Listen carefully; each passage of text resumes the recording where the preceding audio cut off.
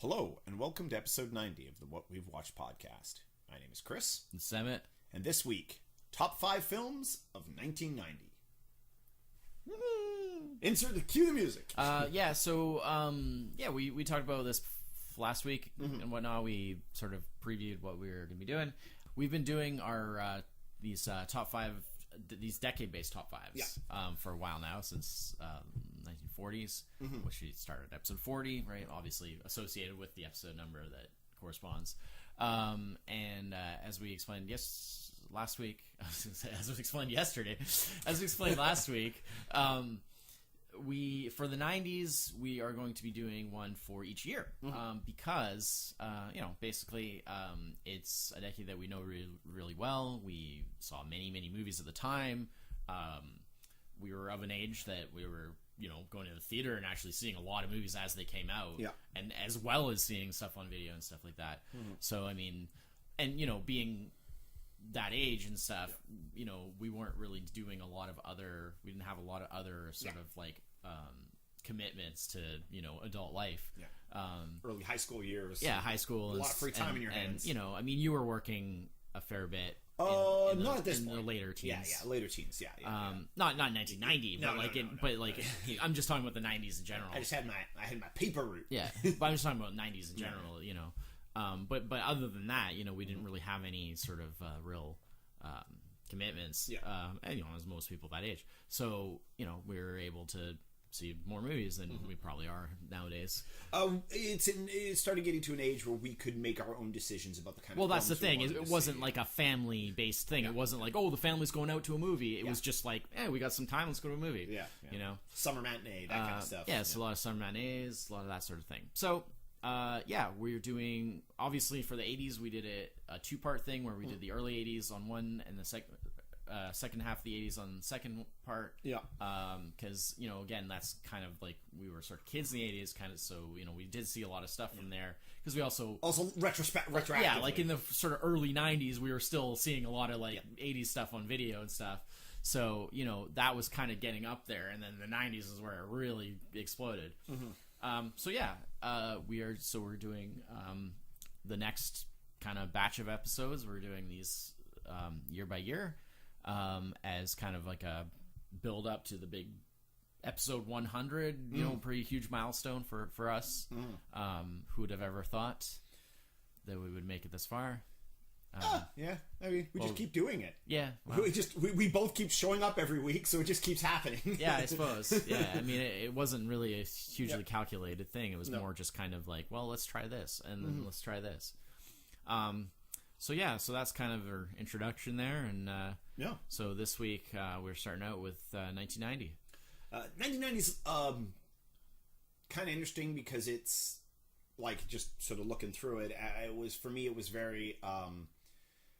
It still kind of felt very much like the 80s. Yeah, like a lot of the films I liked out of 1990, I did see post 1990. They were a lot of, like, retroactively, I really like these films. I'm not sure I saw most of these films during the 90s or during 1990. Some of them wasn't even aware of till much later.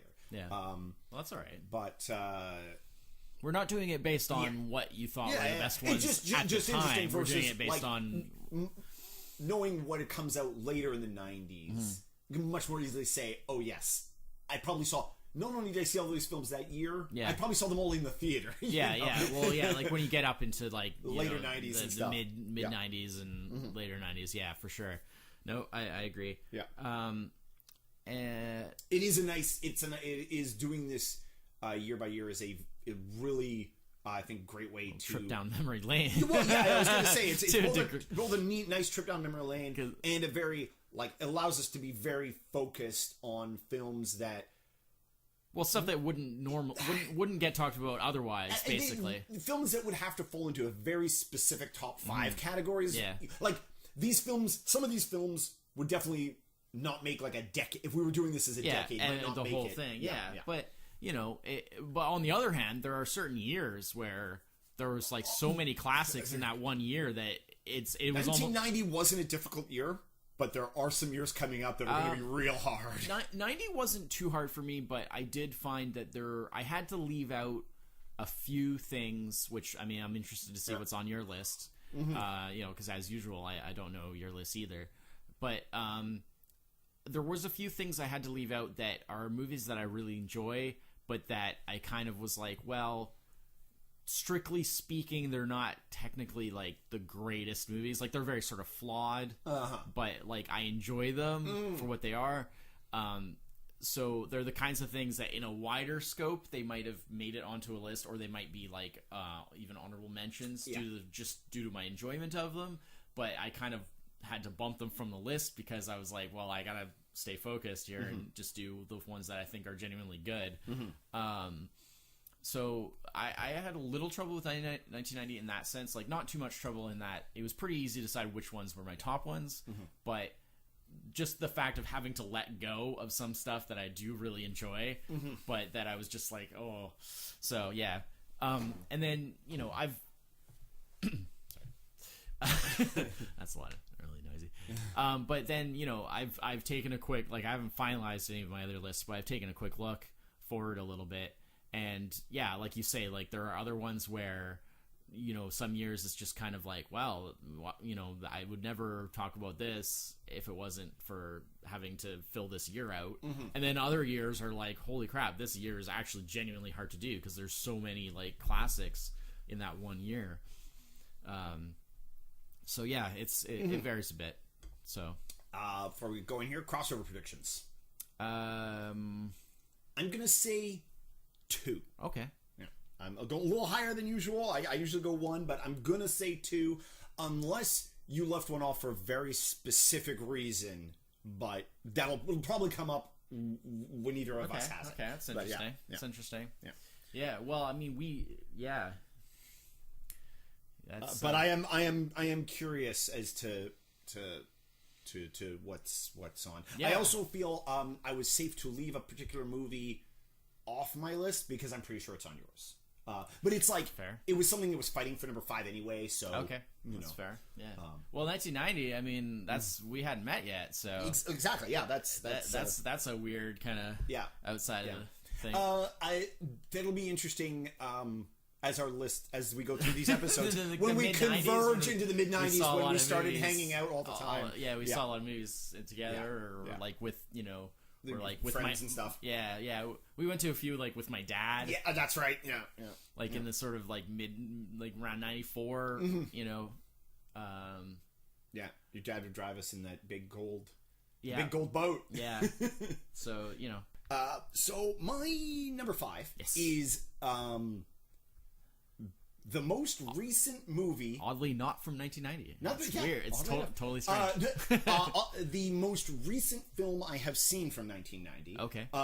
So it's something that you hadn't seen back in the not day. Seen. You saw it recently. Didn't even know it existed. Okay. Probably well into the 2000s. Okay. And that is Miller's Crossing. Oh, okay. Yeah. We did an episode on it. Yeah, so we did. Don't need to say a ton about this Coen Brothers film. Unless you have anything else that follow-up comments or stuff you didn't thought of at the time. Absolutely. I mean, as you mentioned in the podcast, we both absolutely love this film. Yeah. And it is definitely a film I will go back and rewatch, and I will recommend push on people who have not seen it. It's a really good traditional kind of gangster movie. Well, semi-traditional. It's got the Coen Brothers kind of I love gangster movies. Little twist to it. Excellent story, great plot, great dialogue, great music, beautifully filmed, just super enjoyable. Just like top to bottom, super enjoyable.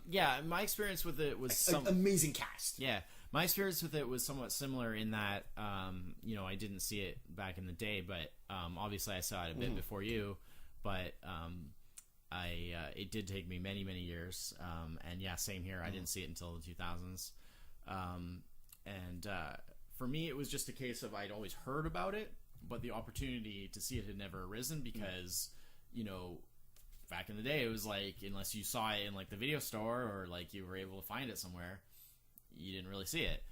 So how I saw it was that I may have told this story in our episode, but my boss at the time, his brother owned it on DVD, and he was like, he kept recommending it to me, and I was like, well, I haven't seen it because I had never actually gotten a hold of a copy. And he was like, oh, I'll borrow my brother's DVD and you can borrow it and watch it. And so I did. And yeah, it was really good. So Yeah. No. So Well, don't need to say a ton about that. But apologize for those who like the more in-depth things, but just go back to the episode. Yeah. We did an episode on Miller's Crossing, and yeah. Insert episode number here. We said about all we could probably say about it at the time. Yeah, no. We got pretty in depth. It's one of, like, if you like anything the Coen brothers do, yeah. And especially if you like that gangster era period piece stuff, yeah, is an amazing example of that, Yeah. and it will not disappoint if you like any of that kind of stuff. Yeah, for sure. Yeah. All right, cool. Yeah. All right, so number 5 for you. All right, so my wow. So my number 5.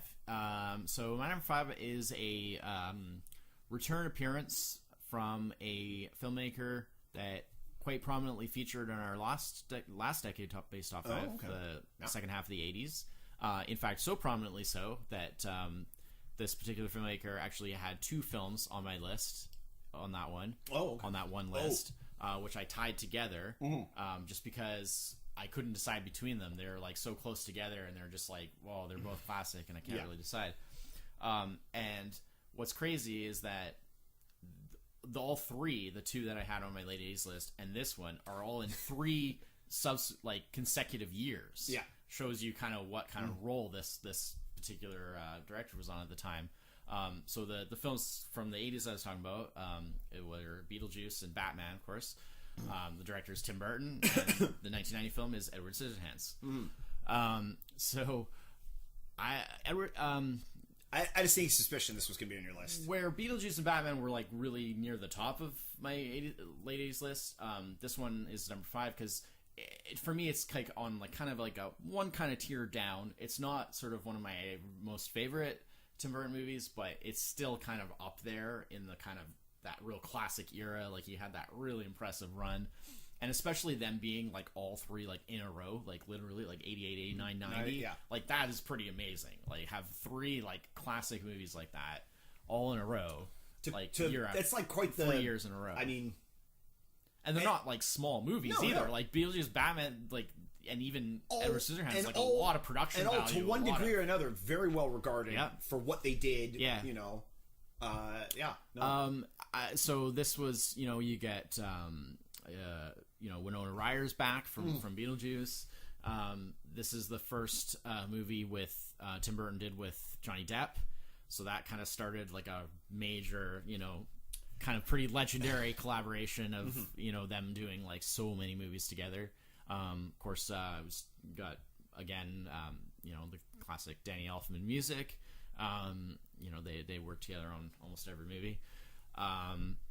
It's just got that like little kind of storybook fairy tale-ish kind of quality that I always like in movies. I wouldn't want that all the time, but it's like a nice little breath of air every so often. And I like the twist of the fact that it has that kind of like sort of a fairy tale quality, but yet it's sort of contemporary as well. Like it's not in some fantasy world. It's just like it's suburbia, It's that, and we've sort of seen that from him and from other sort of people since then. There's another guy, I can't remember his name now. He's one of the with the initials guys who does, and it's like that faux contemporary where it's like some stuff seems kind of 50s-ish, some stuff seems 70s-ish. But technically it's 1990. Yeah. No, for sure. And sort of like it's almost like you could say like modern day Norman Rockwell. Like that. Morphism of that whole kind of the suburban, the quiet suburban street, and then blah blah. I mean, I like how it has it uses a lot of influences from things that probably would have been influential on Tim Burton. There's a element of the Frankenstein story. There's very close to almost being like a small retelling of Frankenstein in ways. There's like a Pinocchio kind of element also, with Edward is like he's been built rather than born, and he sort of wants to be a real person, but he doesn't really understand what that really means. And he's very sort of like naive and innocent because he hasn't had any actual life experience. So he's easily like seduced, not literally, but like he's easily kind of influenced. Like, he's influenced and swayed to like do things that are bad things or things that you wouldn't normally do because he doesn't know, he has that innocence. Which, again, that's very like Pinocchio, so there's like an element of that. There's an element of like the Frankenstein story, where like, they're the villagers are turn against you because they think you're dangerous and stuff, and but it's not your fault because he was just built, just so it's just a lot of all those kind of things rolled into one. It just feels like a lot of it's kind of Tim Burton kind of putting all his like influences, right? Because I mean, like he loves that kind of like old classic horror kind of stuff, like the Frankenstein kind of thing, Universal thing. But he also like he started out working for Disney, so there's that Disney influence is obviously very much there and stuff. So yeah, it's enjoyable. Did you see this like close to? Yeah. Oh yeah. It was because I was a big fan. Like I already was aware of like who Tim Burton was because I saw Beetlejuice like when it was pretty new. I don't think I saw it in the theater, but I saw it like basically as soon as possible after that. I did see Batman in the theater. Yeah. And I also saw like Pee-wee's Big Adventure when I was a kid too. Right. So which was his first movie. Which was on like my honorable mentions on the late 80s list because I was like, well, I can't have 3 Tim Burton movies. But yeah. Because Edward Scissorhands was one that I did not see till much later, like probably late 90s. Might have been even later than that. Like no, it was always like that's the movie with the guy with the hands with the scissors. Like I knew by the time I saw it, I knew so much about it. Yeah, because it works better. Become a kind of a cult thing. It works better seeing it at a younger age. I kind of wish I had be a little bit that childlike aspect of Edward. It's like you can kind of identify with it more if you're a kid when you see it. I enjoyed it, but it didn't resonate with me the same way that like Batman or Beetlejuice did. Yeah. Well, like I say, I don't put it on the same level as those. I put it kind of a step below, but it's still pretty darn good. No. And like I say, with it's absolutely like Diane Wiest, another is also again great actress in many things and always amazing. Definitely another like feather in that Tim Burton cap. Like it's just from that classic run, as it were. So I mean.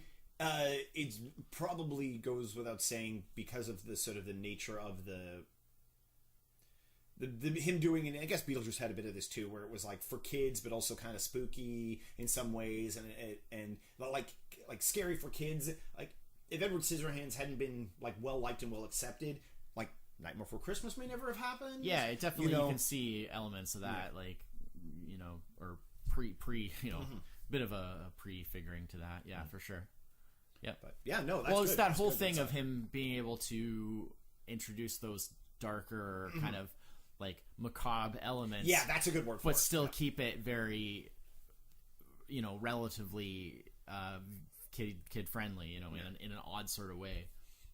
It's definitely something that's pretty unusual kind of balance to be able to pull off. Yeah. So yeah. So I think it's a more or less like universally liked film too. Generally speaking, yeah. I mean, I think anyone who doesn't like it probably just sort of isn't into the kinds of things of what it is. Again, like stylistically, they maybe didn't enjoy it or whatever. Yeah. But yeah. So that's number 5. Edward Scissorhands. Awesome. Okay, my number 4. Emmett, you need to give these people some air.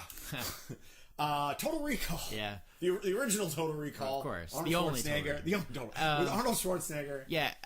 So this is one of the things I was talking about where I was like, there were 1990 movies that I enjoy a lot. But not worthy of a... Sort of not good movies in a way. I 100% agree with you. It's kind of trash. But it's absolutely. But it's very entertaining. It's trash that I love to watch. It's very entertaining. For the quality of this film and like the... I mean, at its heart, it's an Arnold Schwarzenegger action movie. Yeah.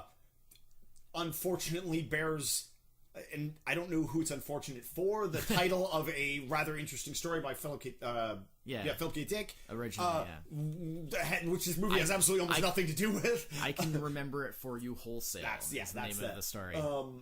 it's based on. Yeah, based on in big quotations. Which it's like part action movie, part spy movie. They go to Mars. It's got. I mean, it just comes short of having aliens in it.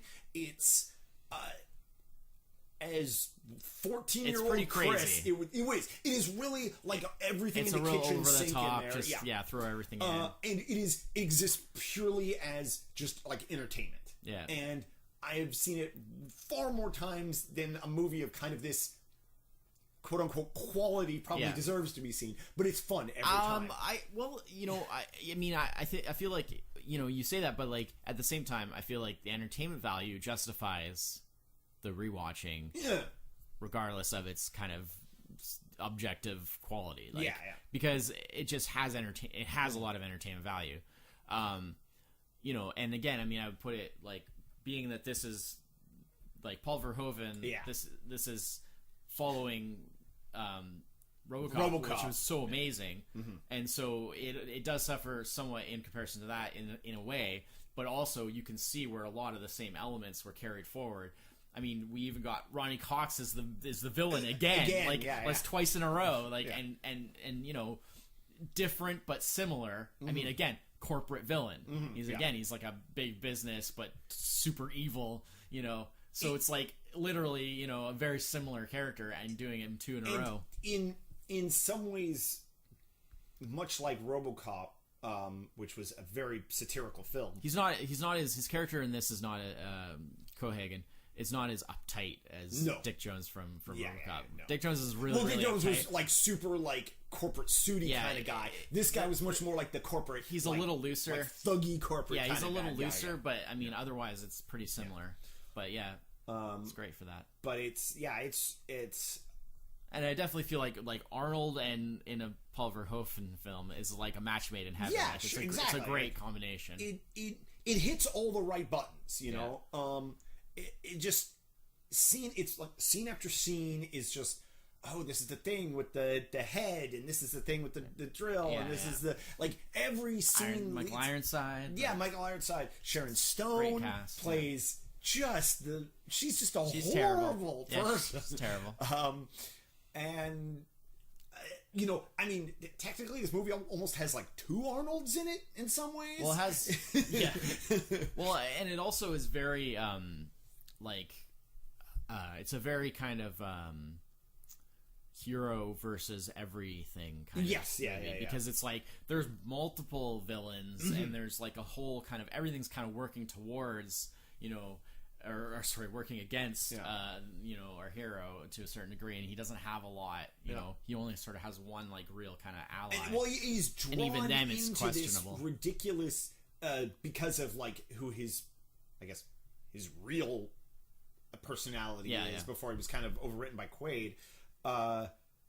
Is drawn into this like crazy thing with this alien reactor and the mutants. Oh yeah, it's so over the top. It's just ridiculous for a movie that is kind of like just straight. Is like the actual plot complexity is very high for a movie of this style. Well, and there's kind twists and turns, and that's I think what makes it so ridiculous is because they have so many plot elements. The only way to present them all was in this like amazingly over the top, like it's ridiculous. Like no matter what happens next, its only real role is to like kind of trump what you've seen before in a way, like Yeah, no, it's ridiculous. Also, probably front to back, more Arnold quotables than any of his other films. Ooh, that's a tough one because he's got a lot. But he does, there's a good amount in this one, but some of his other ones would definitely be contenders as well.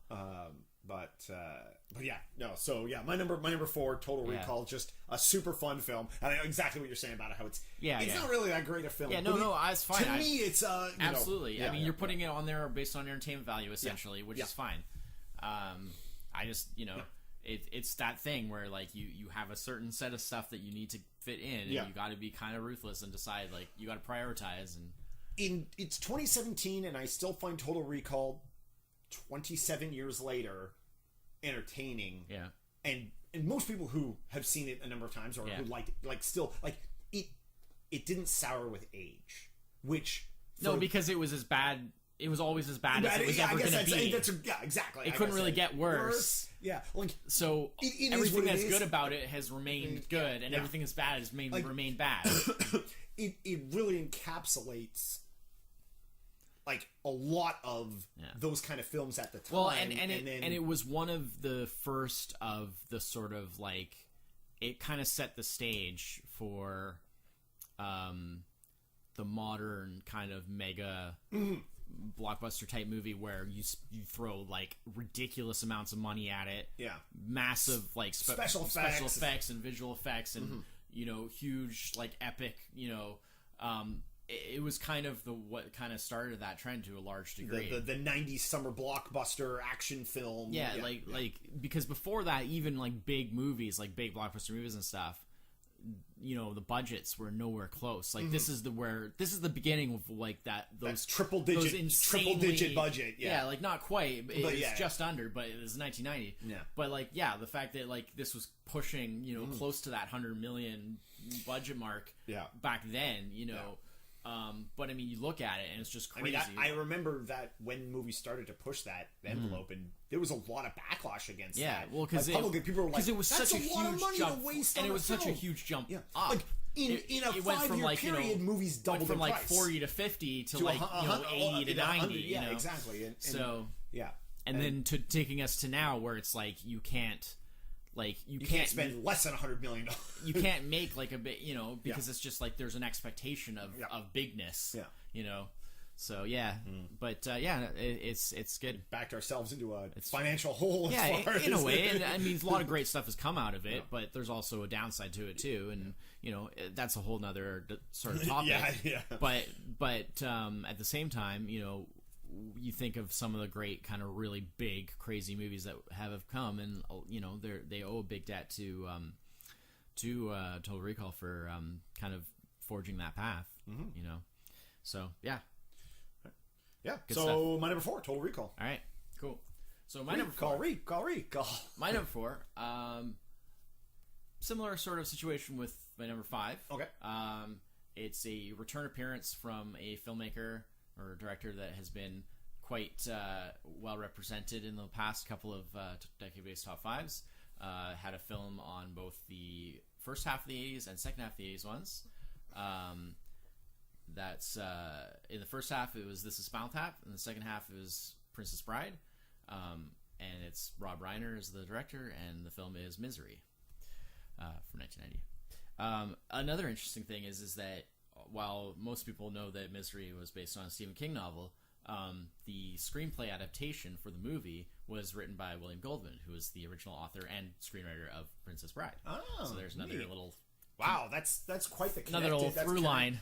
Yeah. That's definitely like one of those cases of like, oh, we worked together good on this last thing. So again, as I said, a similar case to the number 5 with Tim Burton, like Rob Reiner was on a crazy role at this point, having done like Stand By Me, and then This Is Spinal Tap, then Stand By Me, then Princess Bride, and then, although we haven't talked about it, he did in '89 he did When Harry Met Sally, which was like a huge that was a huge film for like rom-coms, kind of got like the kind of rom-com like it kind of reset what rom-coms had been. And it's sort of a set of kind of a bar that a lot of other movies have tried to go off of. And then doing this, which is like thriller or almost horror.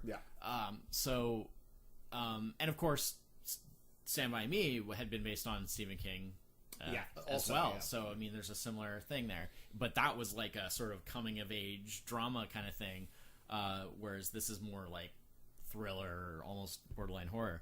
Hitchcockian kind of. So of course, Kathy Bates had been a complete unknown prior to this, and just right out of the gate did this, got huge acclaim, won the Oscar. Basically, it started a career for her. It also kind of saved James Caan's career because, to a certain degree, because his career had been kind of lagging a bit, and the main part that he plays was offered to like a bajillion other actors that all turned it down. Basically, like there was Wow. a huge long list of like big stars of that kind of the right sort of age and type that like they had to go down the list basically, and everybody was turning it down.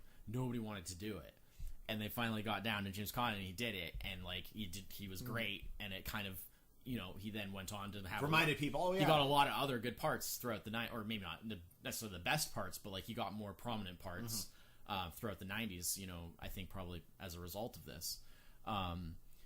You know, he got to be like the main villain in an Arnold Schwarzenegger movie later on. There you go. You know, maybe not the best Arnold movie, but still being like the main bad guy in an Arnold movie that's a pretty big deal. You know, so you know he definitely, I think, got some jobs out of doing this, and you know it was great because nobody had really been thinking about James Caan at this time.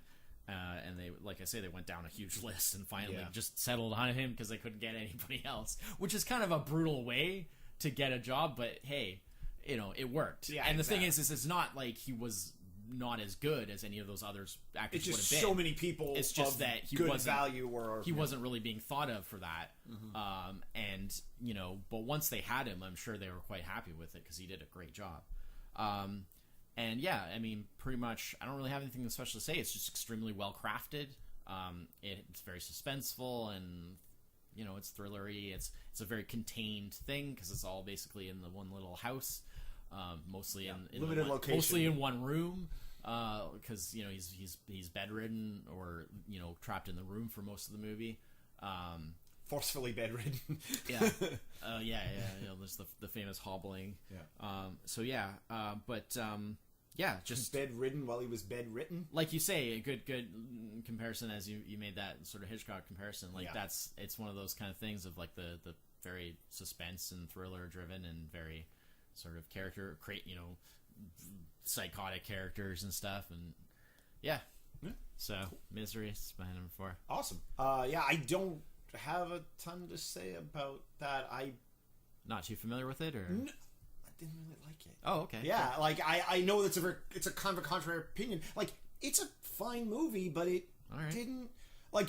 I think it was. I'm gonna totally hate on your number 1. I think it was a case of I really liked the characters. Yeah. But I found this. I was uninterested in the story, and so the thriller aspect of it.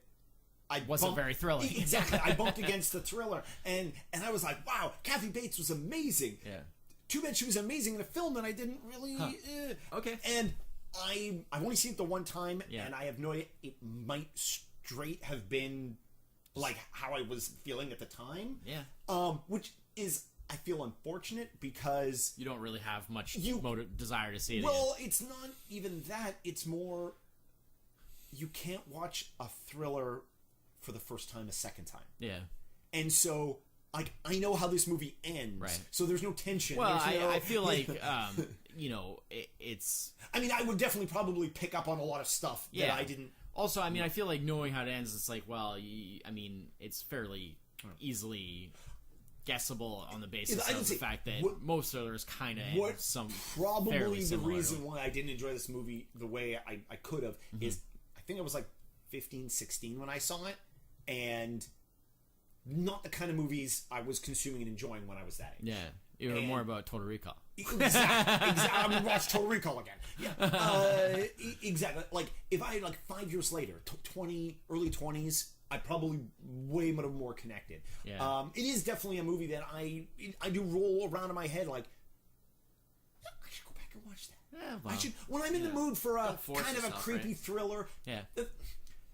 The thing is I know I can't lose by rewatching it because it evidently is a quality film. Yeah. So all my opinion of it can only be elevated by a rewatch. Well, one would so, hope. One would hope. All right. But yeah, that's right. Yeah, I forgot that Kathy Bates had won the Oscar for that. Which I mean, that's amazing. Like pretty much first roll out of the gate, does this, and not really the kind of movie that gets.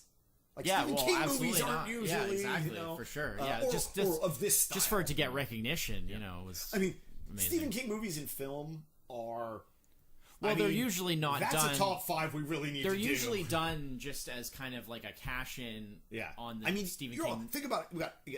You got, in a course of a decade, you have Stand By Me, Maximum Overdrive, Misery. Yeah. Those movies are so different from each other. Yeah. And guess which one Stephen King directed himself. Yeah. Well, but, he's a writer. Yeah, exactly. Which is why he's never done another movie again since. Or directed, at least. Although I actually enjoy Maximum Overdrive for what it is. But yeah, the thing is that most Stephen King-based movies are kind of just trash horror movies going for that market. Yeah. Just make a quick buck. Mm-hmm. Having his name attached is obviously like... It is a good, extra thing, right? I mean, there is even like a big legal case about that with Lawnmower Man because, that's right. They put out something that was literally had nothing to do with anything that Stephen King had done, but they put his name on it, and then he did write that short story, and basically like he went after them for the fact that it had nothing to do, and their kind of like defense. Which was not successful, but their sort of defense was that they thought that by like buying the movie rights that they were basically paying for the right to Stephen King use his name, and they basically they never intended to use the story. They had this other thing about like virtual reality and all this, and they were just they just wanted the Stephen King name to like make money off of course, and therein lies the problem. And so they had to remove his name, and they had to like go through pay all this stuff and stuff. So I mean, like it kind of ended on this big thing. So yeah, don't do that. Yeah. Adaptions can be fairly loose sometimes, but having it be like deliberately nothing to do with it and just using the name to try to make money is why now like idea. So much of that stuff that has people's names attached to it, getting the person's name is the winning. That is where you've won. Like the Tom Clancy like name. Like Tom Clancy hasn't had anything to do with his name on it in forever. But even like but there's still a certain amount of like approval, you know, where like but like Tom Clancy's name is stuck on so much stuff that he probably doesn't even know exists. Like he has somebody that looks after that stuff. Yeah, but I'm sure he has some sort of guidelines you can do this, you can't do this, you can do that. But anyways, but yeah, so when Rob Reiner, because he did Stand By Me, and he did this, and then also he didn't do it, but his company Castle Rock, which is named after this town from the Stephen King stuff, so obviously there was a close connection there. But his production company was behind the Needful Things film, which is not that highly rated. Like it's got kind of very mixed reviews. I thought it was pretty good, but in terms of it has a more kind of it definitely has a more premium feel. It feels like a real movie. It has a really good cast of actors, like people like Ed Harris and like really good actors in it and stuff like that. So it's definitely doesn't. While it may not necessarily be super well regarded critically, it definitely doesn't belong in the same kind of trash heap as like a lot of the sort of Stephen King adaptations that were just made to be like make a quick buck from like the horror fan market. Yeah, So Rob Reiner, I like the fact that he approaches these things as and the other one would be like Frank Darabont, who did like Green Mile and The Mist and several other King stuff. Like those two directors, like I like the fact that they approach doing a Stephen King adaptation as like, we're actually trying to make a good movie. Yeah. And then, and we're basing it off the Stephen King thing. Not just like, we'll just make any trash that will make some money and we'll just slap this Stephen King name on there to help make more money. Yeah. They actually try to make like real movies with like a premium feel and a good cast and blah, blah, blah, which you can do, you can kind of go either way, because there is elements of both. I mean, there's definitely elements of that lowest common denominator horror trash in Stephen King's work. Yeah. He would admit it himself. He puts all those kind of elements together. That there's an element of that, but that's never the main thing. So it's easy to concentrate on that stuff, and that's the easy way to make a movie out of that stuff. And that's not exclusive to Stephen King's work either. No, it's just an example because that's what we're talking about. So, but that is a book to movie adaptation problem. So my fourth, Misery. Nice. I'm sorry that you weren't a big fan. No. Maybe I know it's. I'm aware. I'm aware of the goodness of the film. It's All right. Yeah. So you're 3. So my 3 is a bit of a different film than appears on this list or many other lists. Okay. It's a documentary. It's a documentary. That would be different. It could have been a documentary. And it's Pretty Woman. Oh God. Well, there you go. Now we can do the reversey because I don't like Pretty Woman. You don't like Pretty Woman? No. Oh. I find this movie so wonderfully charming. Yeah. And You would. both Julia Roberts and Richard Gere, they're just great. It's I cute, should have known. and it's funny, and I love a good romantic comedy, Yeah. and this is right in there. And it has a bit of that old-fashioned romantic comedy feel. Oh, very much so. Which I know you like. Yeah. So.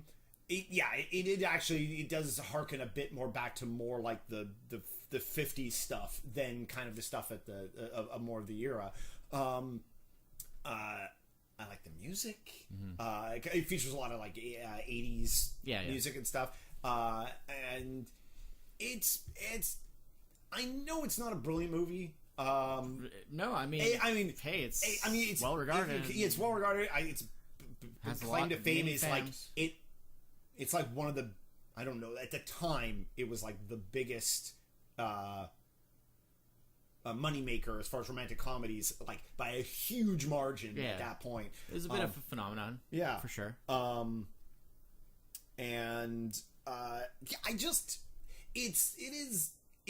guess it sort of falls a little bit into the same category of Total Recall. Like, it's not a brilliant movie, but I just really, really like it. That's fair. And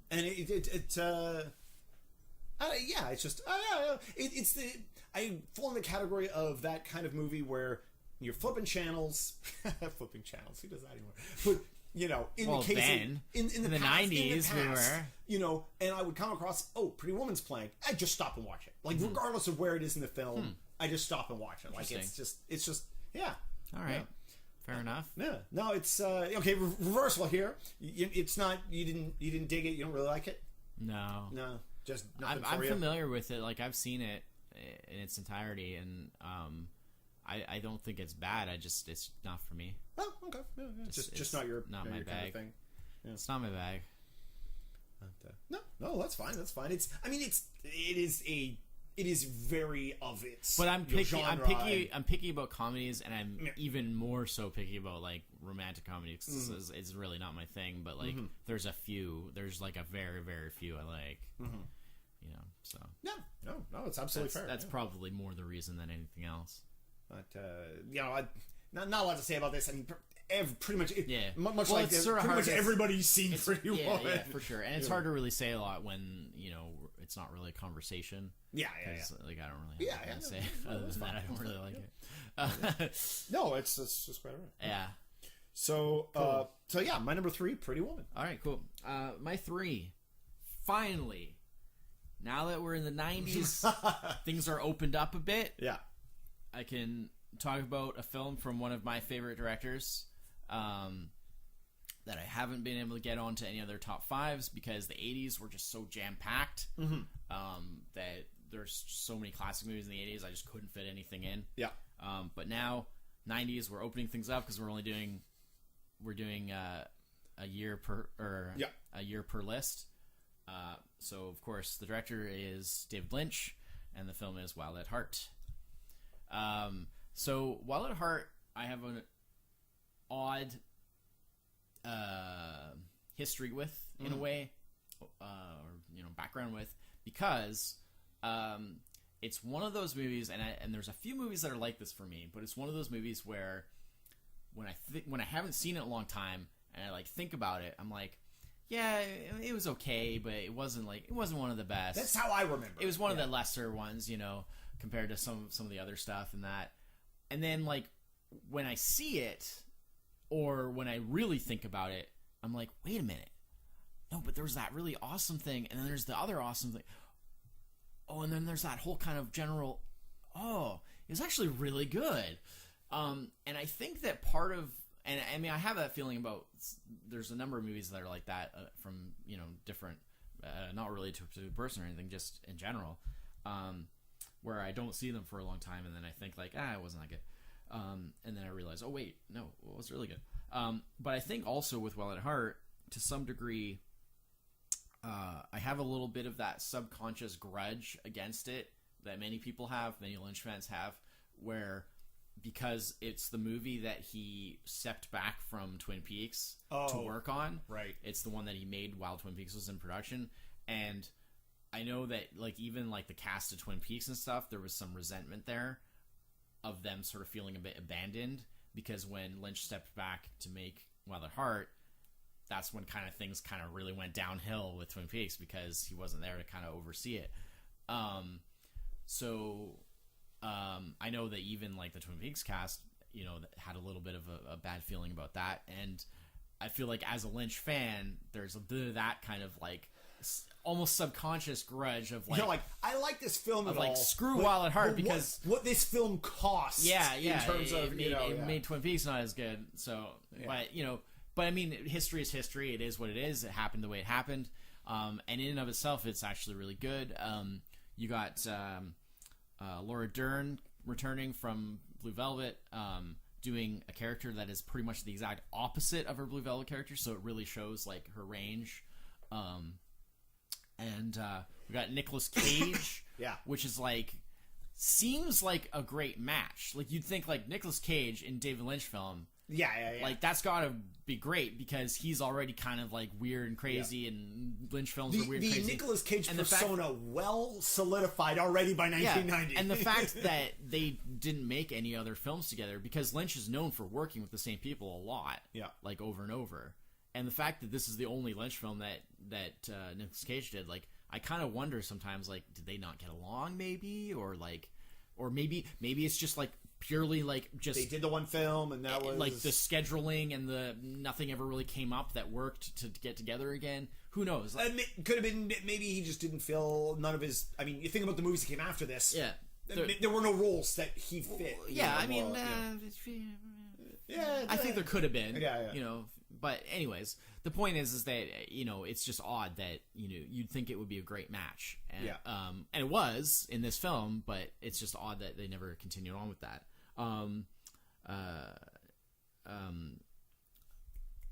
What's his name?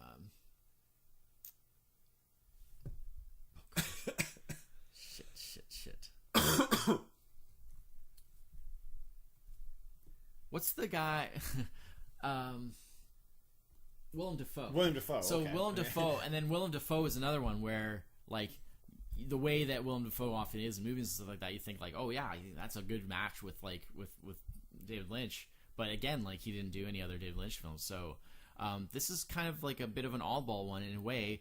But on the other hand, it also kind of like solidifies a lot of the kind of real Lynchian feel and Lynchian touches that became like what he was really known for. Like if Blue Velvet was kind of like the blueprint for the Lynchian style, Twin Peaks was kind of like the TV-ized version of it, then this is kind of like the full kind of extreme flowering of that style. It's a real messed up. It's probably like one of his most like twisted and just like oh that's wrong kind of movies. This is definitely a film I need to go back and watch. Yeah. I remember so little of it. I mean, it's probably been 20 years. It's been a while for me. But and yeah, I remember liking it. I remember being twisted and crazy. Yeah. But like, I have like a hard time like even just pulling like any single scene from the movie to mind. And it has like this weird like it has this weird Wizard of Oz influence, and it's just it's really messed up. So well, you should watch it. Yeah, I should give it a. I should watch it again. It's been quite a few years for me too. So it is definitely it's one of those movies that you do see like come up all the time on recommended lists and stuff like that, because as a this is a good movie from this time period. And it's definitely not for everyone. Like a lot of sort of Lynch stuff from that era, especially. It takes a little. You got to kind of go with it a little bit. Yeah, 'cause, yeah. It's challenging. It's challenging to a certain degree, but yeah. So number 3 is Wilder Heart. Oh, cool. Yeah, no, that's good. That I recall that being a good film. I really need to see it So again. no crossover yet. No and crossover We're done 5, 4, and 3, so we only have 2 and 1 left. 2 and 1 left. Yeah. My prediction I have a about feeling we me may not have- pulling a film on my list. We may have 0 crossover. We might have 0 crossover. I had the film that I thought was going to be on your list may not be.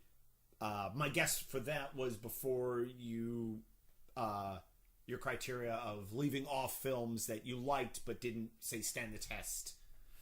So I We'll see. We'll see. But yeah, I'm interested now because now I'm starting to feel like maybe there'll be no crossover.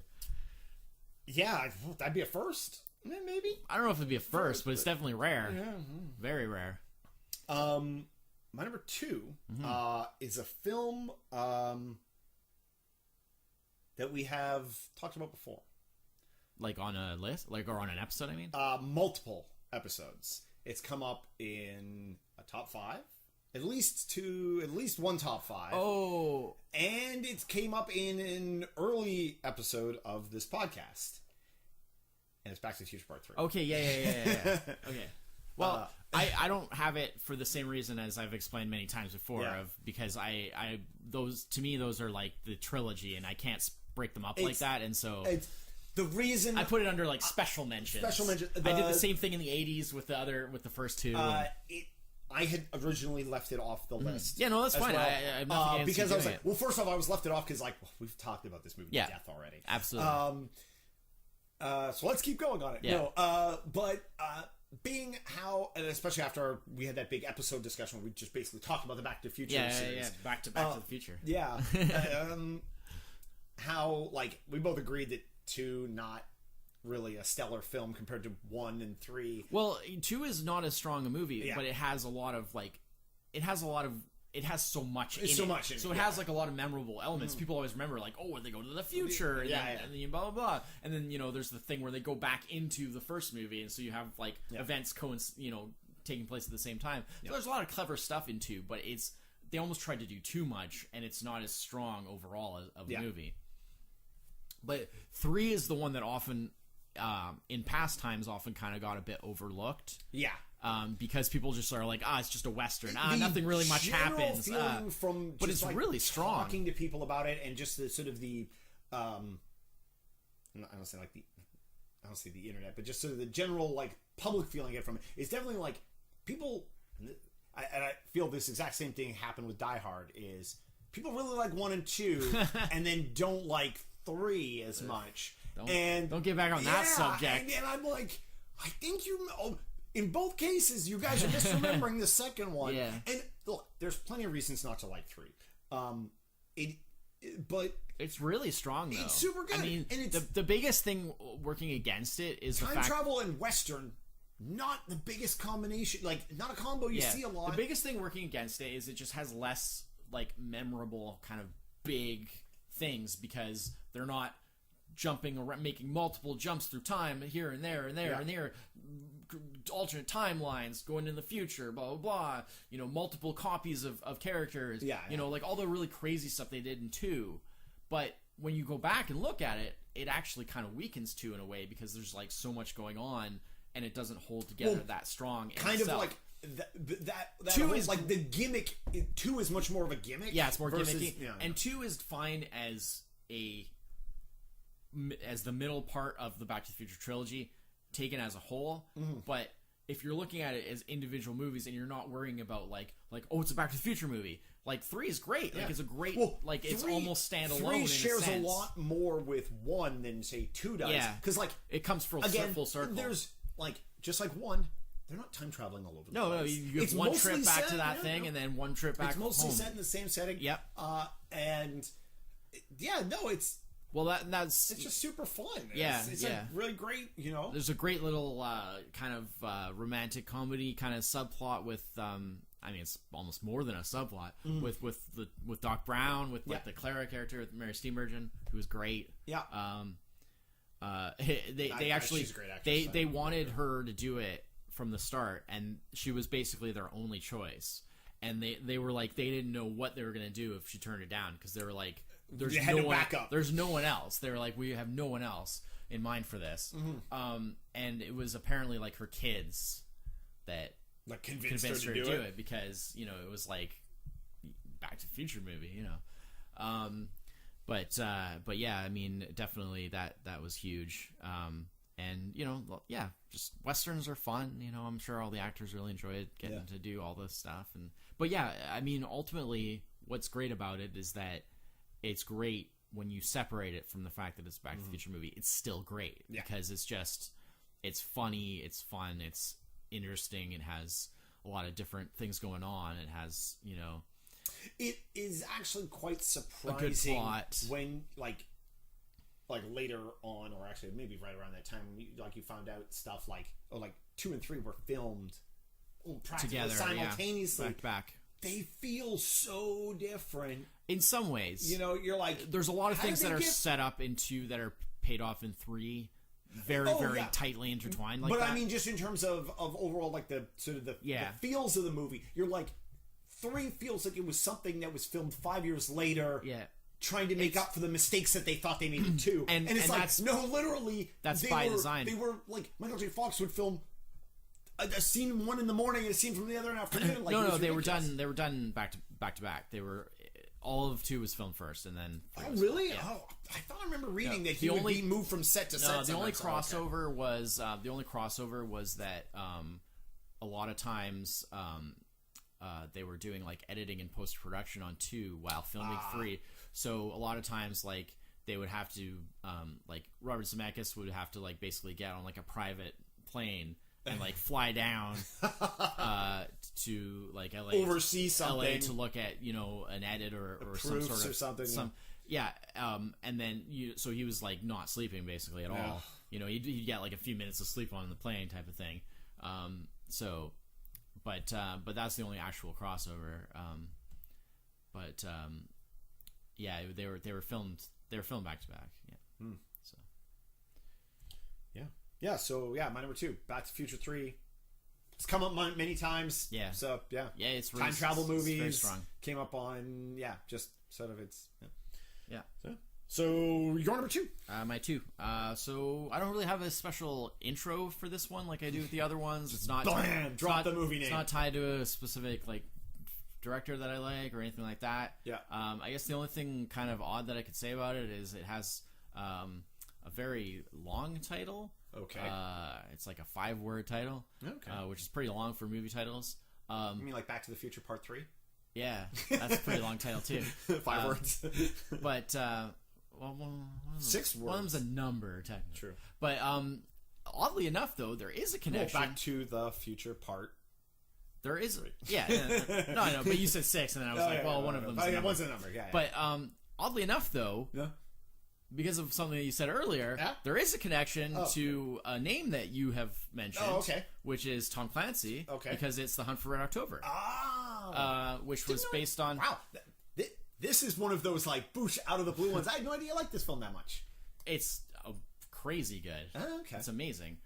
So Hunt for Red October was actually Tom Clancy's first novel, and this is probably like one of the earliest adaptations of a Clancy novel that have been made.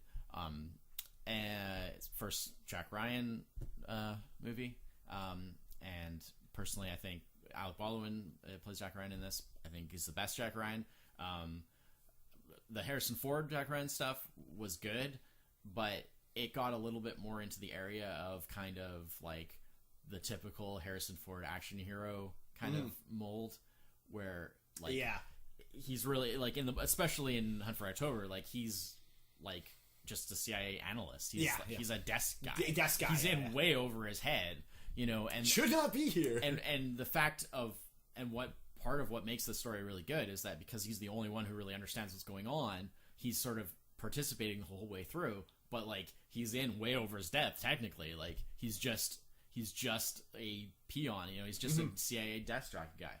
But because he's so brilliant at his job and stuff, he's the only one who really knows what's going on. He kind of he's the only one he's able to put, because there's so many bits of information that no single person Yeah. in the film He's has able like to enough. kind of assemble He's it able all. to Yeah. assemble it Yeah. all, and which leads to a lot of like, I mean, initially like kind of nobody Yeah. believes him Yeah. because it's like, oh come on Well, now. the you only know? real sort of in that he has is that like he has a good relationship with his boss. Yeah, Like that- his boss that's has what known him helps for a a lot, long time, and he knows to like trust him. Yeah, James Earl Jones. That's right. Yeah, Yeah, plays his boss, and he kind of trusts him. hell of a cast in this film.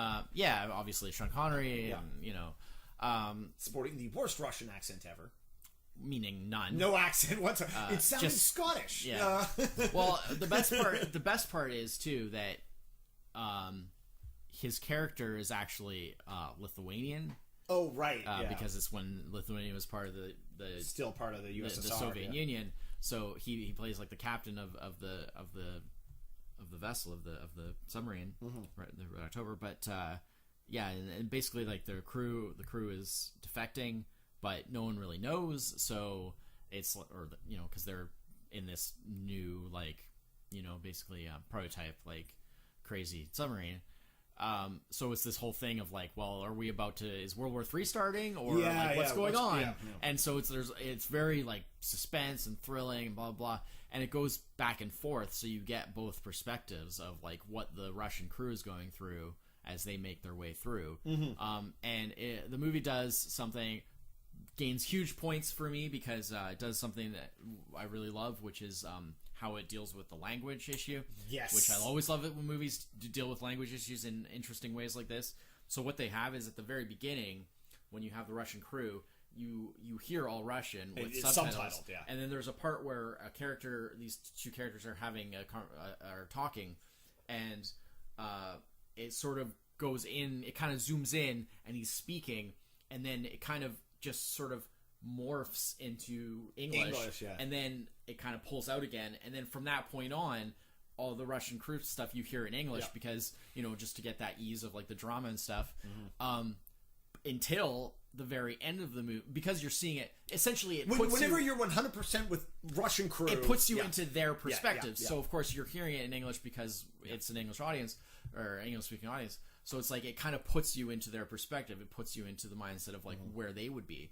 But then at the end, when the American characters meet the Russian crew for the first time at the very, very end, it goes back to the Russians all speaking Russian, and we hear the Americans as English because you're back to their perspective now that they're meeting. It is. I'm 100% with you. Like I thought it was really clever. I love it when they do stuff like that. It is definitely one of those things where I feel like you have to be so careful with how you do it. Yeah. That you don't just confuse is like the standard movie-going audience. Yeah. They're like, well, that's why they do. Well, because it almost falls into that like, well, why didn't they just speak English with Russian accents the whole time? Right. And it's like, there's like a style to but this. It's the way that they show the transition is what sells it. Yeah. Because they make it really obvious what's happening. But yeah, I love when movies do stuff like that. I love like a movie that we haven't really talked about, but I always wanted to talk about was like in 13th Warrior. They do a really good job about that because it's got where he's meeting the Vikings, and they have the whole thing where initially they're all speaking like Norse and he doesn't understand them, and then over the course of he starts learning their language, and so slowly bits of English words start popping in until eventually it's all fully translated for us as a viewer. Because we're seeing it from the perspective of the main character who's slowly learning their language. I love it when movies do stuff like that. Like just I've even seen the where they subtitle the whoever's not speaking the language that you're supposed to understand as the viewer, but it's partial subtitles, and then as the movie goes on, in a similar way, as the movie goes on, the subtitles fill in more and more and more. Right. So to start, it's somebody will say something, you don't understand, but it'll just literally be like ... one word ... enough that you get the gist, but not enough that you and then of course, and as the movie goes on, the main characters start to progressively more and more react because the English speaking characters act the same way towards it as the viewer does, only understanding a bit of what's going on. But clever stuff with language in films is I love that always stuff. But yeah, Hunt for Red October is great. It's really good, like thriller. super tense action. I can say it's a bit actiony. There's at a little times, bit, but not very much. A spy thriller where like, it's needed. Spy thriller, intrigue and political stuff, and really good acting. Yeah. Really good plot. And just in that very Tom Clancy like. I like it a lot more. That's like. This is not yesterday. This is tomorrow, and this might be happening right now. Yeah. Kind well, of. then. Not so much now. No, but. obviously not now. But But the Cold War era. Cold War era. Although I guess it's fallout, like right at the very end. Fallout. Well, because that was sort of the movie was about. It was the fallout of the Cold War. Absolutely. Yeah. So in a way, like, accidentally pre-loading. How things eventually turned out with the breakup of the USSR and all that. Like this movie sort of showed was this movie. Well, it was sort of happening at the time. Like this movie, like immediately even though it was his very first timely. book, it was too current. Well, I don't know when the book good. came out, so I don't know how much. That's the thing. I'm not sure. Which how makes much. it actually even more interesting in a way that like this movie, like you don't get a film that's fictional but also way too accurate to what's to current events and very relevant to current yeah. events that are happening at the time. Yeah, but it did not make my list, but it was in my also rans. Yeah. I do like The Hunt for Red October. It's amazing. Yeah. And unlike a lot of the other stuff on these lists, it's one that I've seen quite a lot more recently. Like recently enough, like I've seen it on Blu-ray. Oh wow, so, nice. I don't own it myself. Yeah, it's been a few years, not a ton. I've probably seen it in the last decade. And I was just reminded. It was reminded like when I saw it, like it was maybe within the last year or two. And when I saw it, it was just reminded me like, oh wow, like this is really good. It's even better than I remember it being. All right. So that's your number 2. Number 2, Hunt for Red October. All right. My number 1. Yep. Comedy film. Okay. Film. I didn't see it at the time. Okay. Came out of nowhere. Saw it on a whim. Super enjoyed it, and I've seen it many times since then. My Blue Heaven. With Rick Moranis and Steve Martin. A duo that were in other films together. It's a film that just like it's. I guess in a way it's sort of similar to Pretty Woman, and it just I enjoy watching it. It's funny. It's kind of dumb. Like Steve Martin playing an Italian mobster is. What's wrong with that? Yeah. With the bad accent and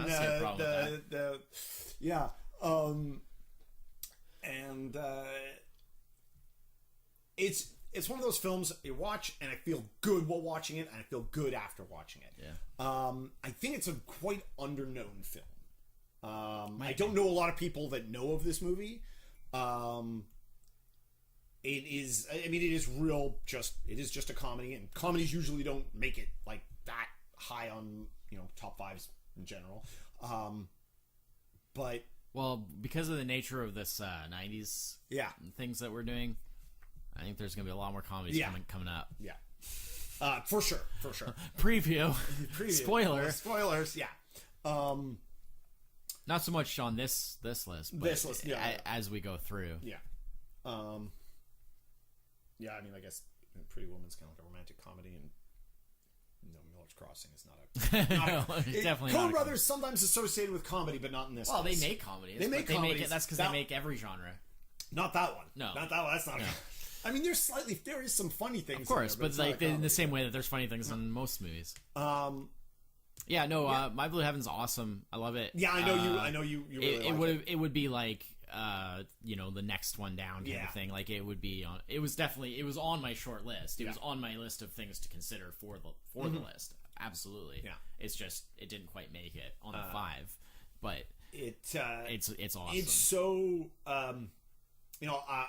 I love Rick Moranis as an actor, and it's a shame that he didn't continue, like he retired, but the reasons for him retiring are like so valid. Yeah, absolutely. Like, I mean, not that crap on anybody's reasons for wanting to retire, but Yeah. his are above and beyond. But his like, was his situation wasn't just like, I don't really feel like acting anymore. yeah, exactly. That was definitely it was not so his above situation. and beyond. Like, it was just like his reasons for retiring were they were the right reasons. Yeah, like for sure. there was no alternative really there, Yep. which is fine. Yep. And he's, as almost always, he plays the straight man to, in this case, Steve Martin's wacky, way over the top. Yeah. Offensive. Borderline probably offensive. Pretty but offensive. Done in a way. No, I don't mean that, offensive like in terms of the nature of the character. I mean just like the character himself. Oh, the character. Oh, yes. Is offensive to other people. Other people, yeah. Yeah, like yeah. he's like way too like in your face, like boisterous, like yeah. You trying to say capiche? The way you say it hurts my ears. It's the genre is one that very much was popular around that time of the. I mean, Rick Moranis plays the straight FBI agent, mismatch. exactly, Yeah. who has to play, who Yeah. has to basically more or less team up with Yeah. the It's another variation it's on the 48 Odd hours Couple, or and, the odd like it is that just the mismatch. the mismatch. You know. The play each side is playing Yep. That's really good though. yeah, no, it is a movie that it's a movie that brings me joy to watch. Yeah. And it's just a brilliant. It's very light. And yeah, I didn't see it till I think probably a number of years later. Well, it couldn't have been too much later because I remember we used to talk about it all the time. Yeah. So. And again, it was like a fluke thing just to see it. I can't think of what circumstances I would have been like. Oh yeah, that's what I'm going to see. And then maybe it was on TV or something. And I was just like, this is... That would be interesting. Yeah. Heavily edited. Yeah. Well, it's a comedy of its era. So, probably rated R. Most likely. Very But does a good... Yeah, just does a good job of making both of the characters very unique while allowing them to play the comedy role with each other. Of course. Yeah. And so I mean, it's a comedy, so you don't want to say too much about it because but yeah, I really like My Blue You Heaven. don't want to just like list all the jokes. Yeah, well, that's the thing. It's the hardest part about talking with comedies. It's like it's really funny. Trust me, if I tell you the jokes, you won't have a reason to watch it. Yeah.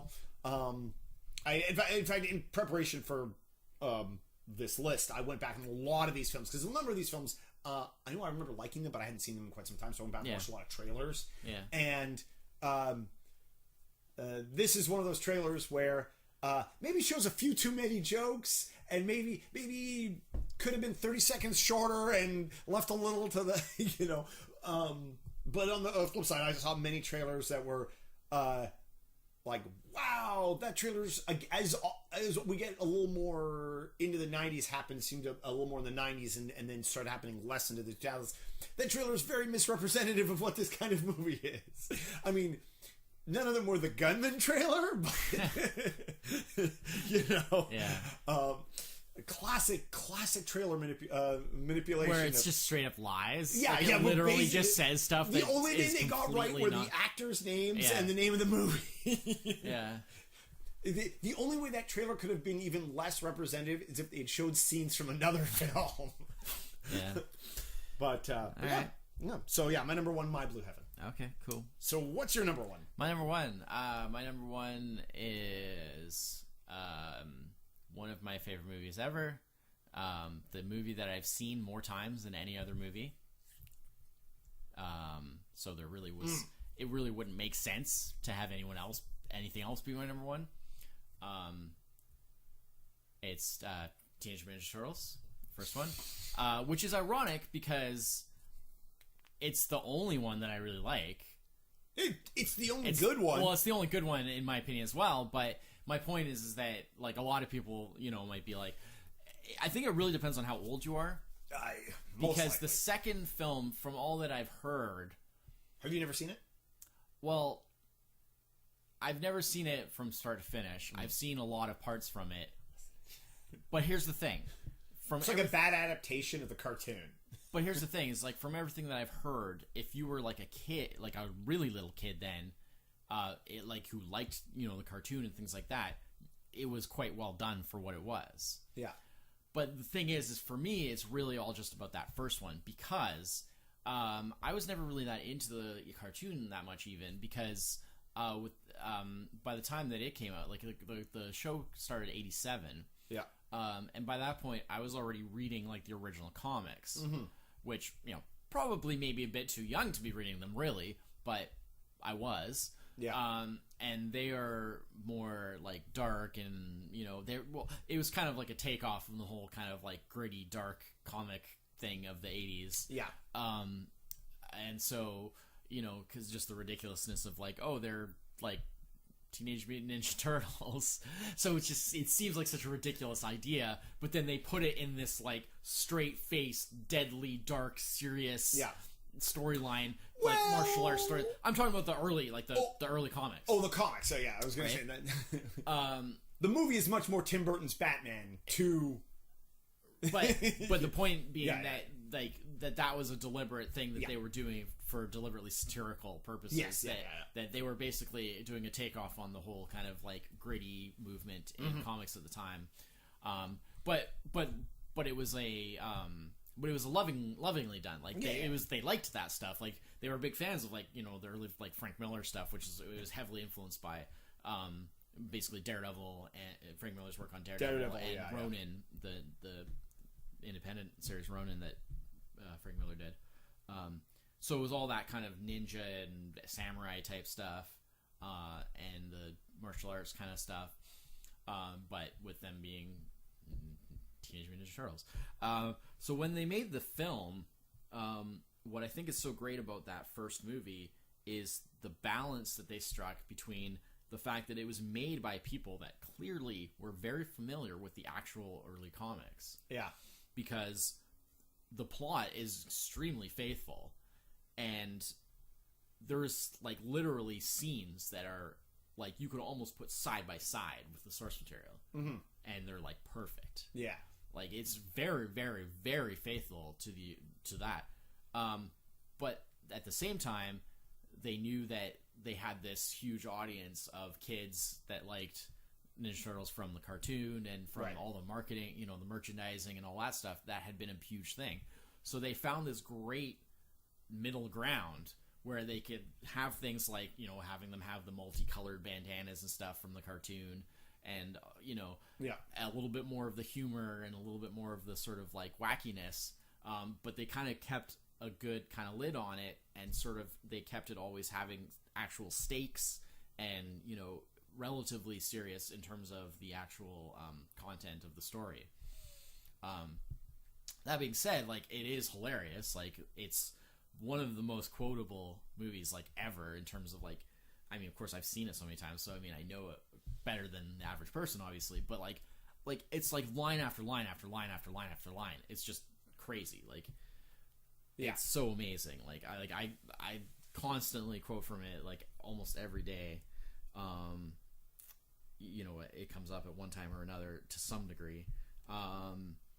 And it's so well done, like the suit effects, like because it's the Jim Henson Company did like the suits and all the animatronics and everything, and that was again something that they started so amazing on that first one, and then they got worse and worse as they went. Like the third one, like looks bad. You can't even look at it. Like it's so bad. So I mean, like that. I don't know what happened. It's just another one of those franchises like Superman, like Batman, like every other of these big franchises that starts really strong, and they just like, what happened? They go to hell so quickly. Probably like less money invested, more return wanted. Yeah, although probably the budget on this did go up. It's like they feel like they can get away with like oh well, people are already fans of it, so we can can put less into it, and it's like less effort into it. It's like no, like keep it good and people will follow, you know. Like look at like what Marvel and stuff is doing now. Like they really understand that like keep that quality. You don't see that up. anymore. You don't see that premium happening as much anymore. Yeah. That the first one is your big hit, and then you churn out a bunch of sequels. Based maybe off it's just that. because they felt like it was going to be diminishing returns anyway, and they figure it might as well cut their costs. I don't know, but it's ridiculous. They're like, look, we know we can make money on this. Yeah. You know, so I really could not care less about any of the other ones that were done. Yeah. But the first one, so amazing. It's one of the best ever. Yeah. So entertaining. Everything's just like done basically perfectly. I don't know how they found such a perfect balance between like the kind of the silliness and the serious, but they did. It looks amazing. It was when it came out or that year in 1998, it was the highest grossing independent film of all time. Wow. Up to that point. Yeah, because it did not come from like a major studio. Right, it was an independent film. Which amazing Highest in its own that they grossing were able independent film to of all time get the kind of technical support on that film, considering that. Yeah, and I used to count the times that I watched it. I stopped counting after 50. Yeah. And then obviously slowed down a lot more in more recent years when there's I've been watching a lot of other things and stuff. So I mean, if I had to venture a guess, I'd say I'd seen maybe like around 60 times somewhere in there, which is a lot of times to watch one movie. But the bulk of those obviously were in the younger days. And I love it so much. It's amazing. I know your love of Ninja Turtles. I assumed it was going to be your number one. It's right up there as amongst my all-time favorite movies for sure. No question about it. Yeah, it's good fun. It is real good fun. Like you said, very quotable. Yeah. But, it is. It's that property has a very interesting roller coaster of a history associated with it. Well, and again, I think a lot of it depends on your age. Like if you're even like 2 or 3 years younger than us, you probably got into it through the cartoon. Yeah. And your experience of it and vice versa. A few years older, yeah, it's kiddie stuff. And you never would have seen it at the time. So I mean, if you got into it through the cartoon, I could definitely see like that would be a thing. Like I know, like the latest movie that came out of like these new sort of rebooted ones has a lot more influence from the cartoon. Like they brought in like Bebop and Rocksteady. And well, I mean, they were in the second one. They were in the second original one as well. No, they weren't. Yes, they were. No, they weren't. That's what people often think. That it was Toka and Razor, which were two totally different monsters. Fair enough, but they were the stand-ins for Bebop and Rocksteady. Yeah, but the point is that they finally did a movie with like Bebop, Rocksteady, Krang, who have hilariously been part of it like for so long. Krang and the whole Dimension X thing, which is all cartoon stuff. Yeah. None of that was ever in the comics. Yeah. And so for like people who grew up really being into the cartoon and being of that age, I could see like things like that, like being like, oh yeah, that's pretty cool. Yeah. But like for me, like it doesn't do anything for me because I have no. I mean, I watched the cartoon, but I watched it. I was under no illusions as to. I watched it here and there. The quality of the cartoon. I certainly didn't watch every episode for 10 seasons. Yeah, which is how long it ran. Which, I mean, clearly they had something there if it ran 10 seasons. Yeah. But for me, it was this first live action movie was kind of the last hurrah of like, if they'd come out any later, I would have been too old to care. Yeah. If it had come out any earlier, it would have been, well, I guess it would have been okay, but like if it had come out much earlier, then I just wouldn't even have been, like I would have been too young for it. Yeah. And if it come up any later, I would have been too old for it. Yeah. It just came out at the perfect time. I saw it in the theater. I loved it then. And then I watched it many more times since, and it is still amazing. Yeah. But it's the only one that I care anything about. The rest of them are all crap. So, yeah. Yeah, excellent. Yeah. So to wrap up here, want to just run through our top fives? Sure. You can sure. My number 5 is Miller's Crossing. My number 4 is Total Recall. My number 3 is Pretty Woman. My number 2 is Back to the Future Part 3. And my number 1 is Blue Heaven. My Blue Heaven. So. Well, you certainly have a good variety. Yeah. I mean, I guess I do too, kind of, yours is, to a degree. But yeah, no, yours is quite right, so my 5 was Edward Scissorhands. My 4 was Misery. My 3 was Wild at Heart. My 2 was The Hunt for Red October, and my one was Teenage Mutant Ninja Turtles. Yeah, that is. I mean, there is 10 movies from 1990, which, I mean, in some way, defined that year quite well. I don't think we've left out any real key ones. As some I also ran Goodfellas, which is a good movie, but Dances with never Wolves. a big fan. I like Dances with Wolves. Dances with Wolves. Yeah. Air America. I enjoyed that. It's a bit of a minor movie. Yeah, I was never really big on that one. I like Memphis Belle. Memphis Belle, I do remember that. I remember enjoying that. The movie I thought was going to be on your list, but wasn't, Darkman. Because I know you like Darkman. Darkman falls into the same sort of category as like Total Recall. Total Recall, yeah. Very good, very entertaining, but very flawed. Yeah. Yeah. Oh, yes, absolutely. Yeah. Yeah.